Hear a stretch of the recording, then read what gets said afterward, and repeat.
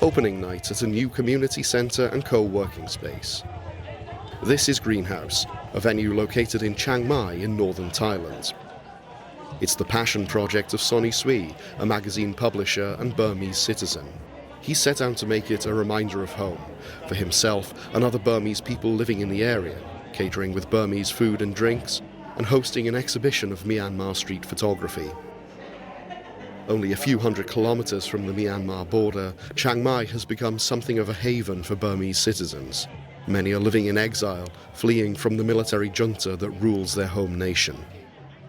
A lot of Myanmar people, we lost home. I mean, home is where all the loved ones are, right? And when we fled the country, and we won't be able to go home for a while. And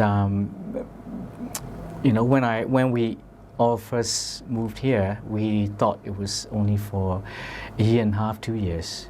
But this project definitely, it's a proof that it's going to be a long-term struggle. Though living freely now, Sonny is no stranger to the brutal realities of life under Burmese military rule.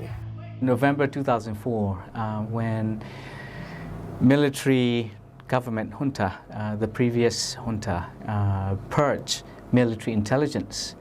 So that's when I ended up in prison, because my father is a former intelligence officer, Air Force intelligence officer who is in charge of international affairs. So when he got arrested, a month and a half later, they arrested me because simply I was publishing Myanmar Times. Sonny was imprisoned for almost 9 years, much of which was spent in solitary confinement. He was released after Myanmar underwent democratic reforms in the early 2010s, switching from a military to a civilian government and ushering in elections. But now, for Sonny and countless others from Myanmar, it feels like history is repeating. On February 1st, 2021, the Myanmar military overthrew the country's democratically elected government.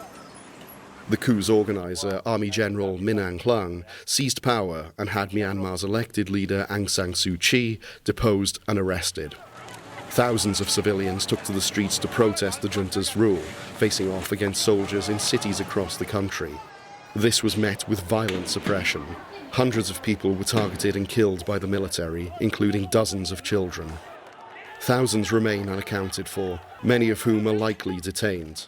I think military is getting stronger in certain ways, but I don't think they will have a complete control in the near future, because everywhere is so fragmented, and I don't think military has enough human resources to cool everything down. 2 years on, the initial shock of the coup has subsided. For global audiences, international news coverage has largely moved on from Myanmar. Its neighbours have also been hesitant to condemn the Burmese military outright, with countries like China maintaining ties and continuing to do business with the junta.